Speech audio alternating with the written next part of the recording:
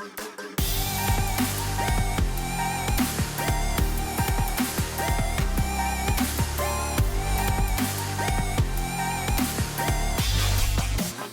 internets, thanks for tuning in. This is Under the Table Brewing. I'm Fresh P, and today we're going to be trying out a brand new product from 5 Star Chemicals, and it is called, oh, that's not new, it's PBW tablets. So what are PBW tablets? They are a small tablet form of their standard PBW, which is powdered brewery wash. And if you've ever used PBW to clean your homebrew equipment, you know you've got to get a scoop, you've got to measure it out. It takes some doing. So they've some genius over there, and I'm being serious about that, has developed a way to compress them into a tablet.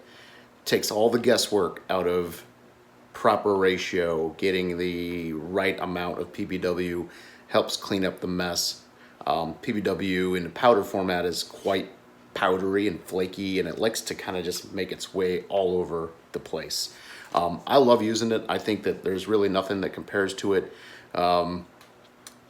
When I have a job that I know really needs a little bit of extra work, I always go to PBW. I do use some other stuff, OxyClean free, some things like that when I've got a light job.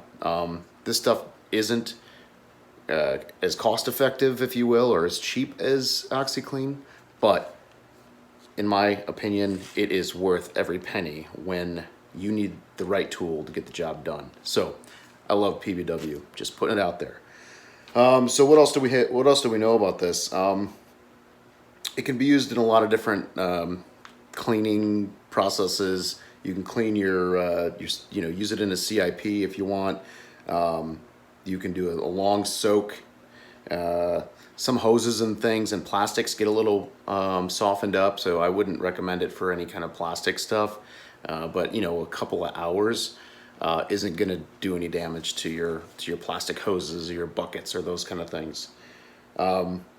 These actually come in 2 different formats. They come in a 10 gram and a 2.5 gram tablet.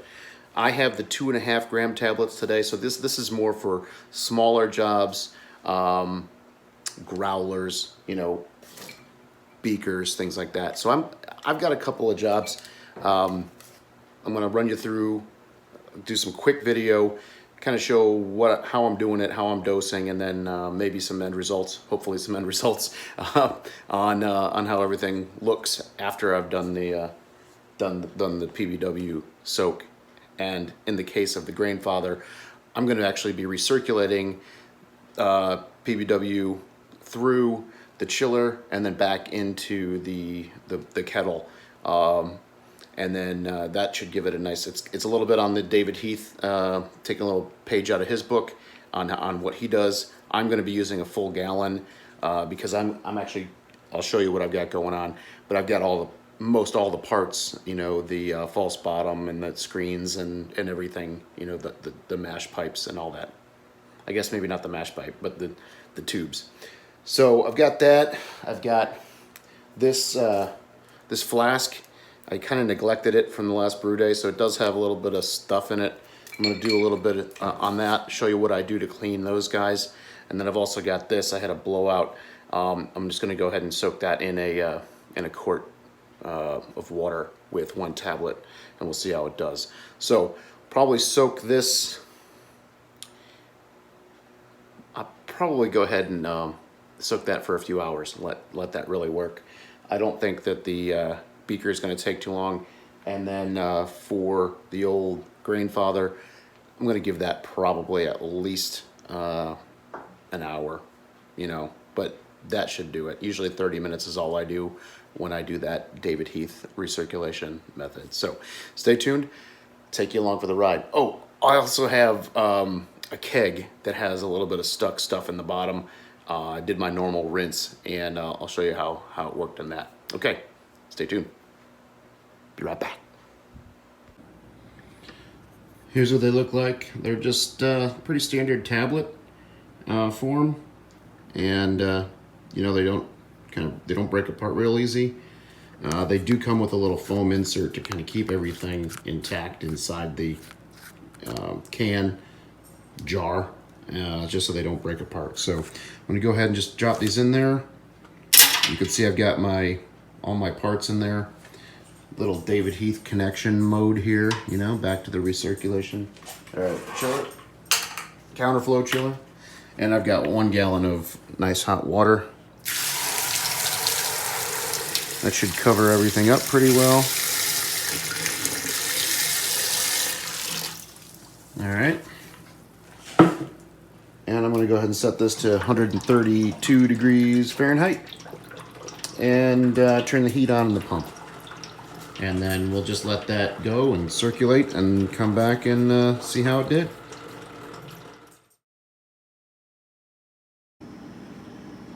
So I don't know how well that's going to show up, but something I found interesting was the fluid turned a little bit blue, or greenish blue, after probably about 30 minutes. I'm going to go ahead and stop there because everything does look quite clean. I'm going to give it a little bit of a brushing here with this, and then just circulate some nice hot water, clear, clean water, just to rinse everything down real well. So that's what the Grainfather looks like. Yeah, looks great. Looks like PBW did its work.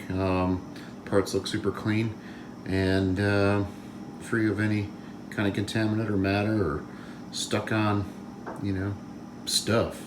So that's great. You can see that turned pretty blue. I'm not sure what caused that. There was really nothing in there other than stainless, you know, and the few plastic pieces. So that has me a little perplexed. I haven't seen that happen with regular PBW. I've seen it turn really yellow brown from doing a lot of cleaning of the heavy stuff. So we'll see. Anyway, I gave everything a quick scrub, and now I'm just going to rinse everything off with some clean water, and we should be good to go for the next brew day. All right, so here we've got 1 quart of water. I've got my messy flask. I've got my homemade stir plate. I go ahead and drop one of these bad boys in there.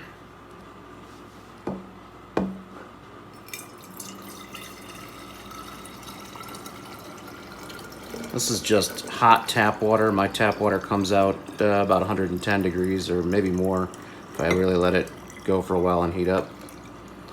You can see I've got, you know, that's 937 milliliters, right? So just under a liter.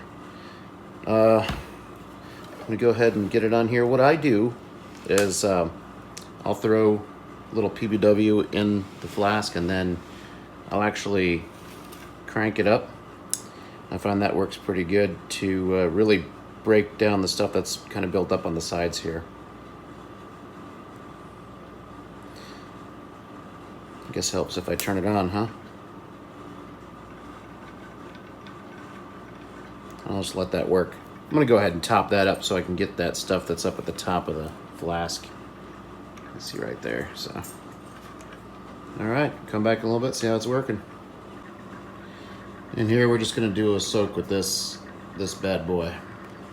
So these little tablets, they're the right size for this kind of stuff. If you wanna clean a growler, you know, half growler would take 1 tablet, a full growler would take 2. So they're handy for that.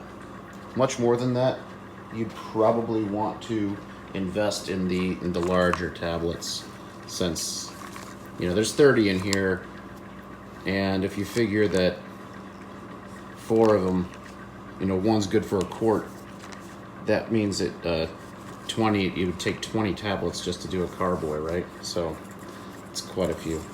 There's that little insert. Keeps them nice and packed in there, so store nicely.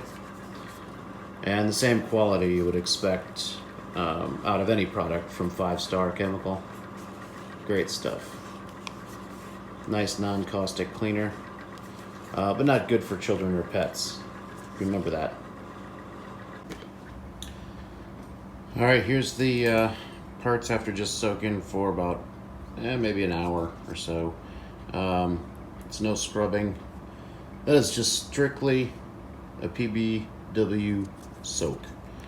So, anytime you use PBW, you do want to rinse the solution off. It is, you feel it's a little slimy almost, I want to say, after it's done. So, but I just want to pull these out. Haven't really agitated this or anything. You can see there's some stuff in the bottom there. But, pretty nice job. No scrubbing. Got it nice and clean. I think after just a quick rinse with some warm water, we'll be ready for the races. All right, what's this one look like? So there was some residue in there. I just dumped it back. You can see there's still a little bit in there. I don't know if that's in the outside or the inside. Probably get a little brush, get in there and get that, go over it real lightly and clean that stuff out. That should take care of it. But the PBW definitely did the heavy lifting for us and left us with a nice clean part. So good stuff. And you can see that is usually what I see after it's done doing the work. It does turn a little bit of a yellow color. Yeah, it's probably the hops and the protein and stuff. So all good. So just hit it with a gentle brush and it's good to go. So looks really good.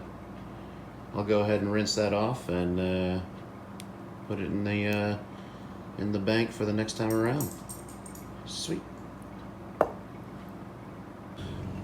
It's been about a day, actually it's maybe 24 hours or so. I went ahead and let this thing spin, and even though it's a little murky, I think that's just from the that was on the outside, just from the residue of the yeast that was in there. I'm going to go ahead and rinse this out, and we'll take a look at how clean it is without any kind of brushing or anything like that. So here it is, super clean, except for my dirty fingerprints on the outside.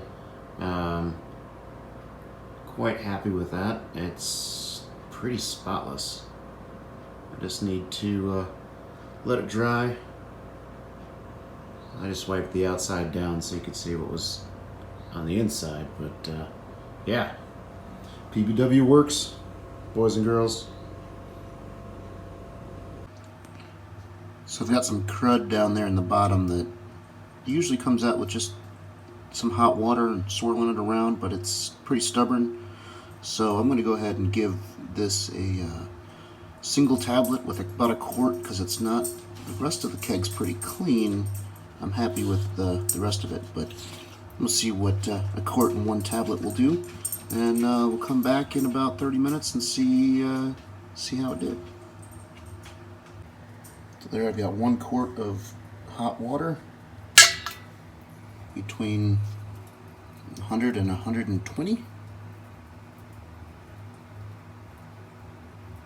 It's like Alka-Seltzer.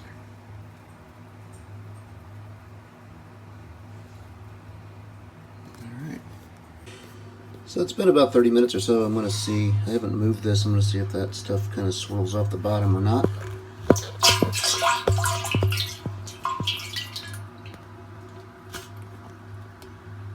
Looks like it did the job. You might have some residual there.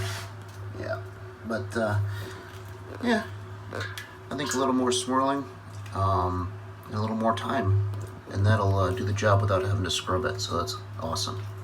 And give it a few more. Well, I just swirled this again, and it pretty much knocked all of that stuff out. So Feeling good about it. I'm gonna go ahead and rinse this and fill it up with some delicious home brew. Work to treat.